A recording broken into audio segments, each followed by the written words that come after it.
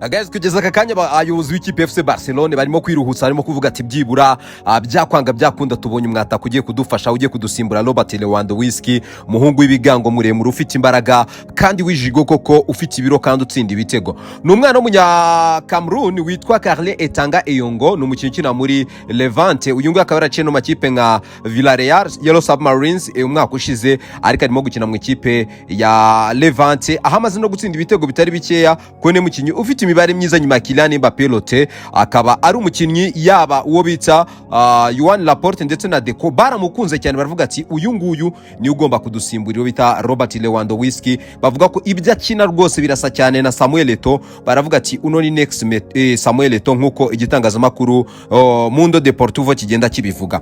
Bafana ba Barcelona, ndagira ngo muze mumbwire, murabona no mwana wo muri Levante w'imyaka 21 umaze gutsinda ibitego bigera muri 4 na assist zigera muri 3 mu mikino 6, ari ushobora kuza akaba yakwambara ino nimero 9, ko twabonye abakinnyi barimo ba Vitor Roque yaravuye muri Brazil, umukinnyi kabushungu ageze ahangaha biranga. Tugenda tubona abandi bakinnyi benshi bananiwe kuba bakwatakira ikipe ya Barcelona ngo bikunde.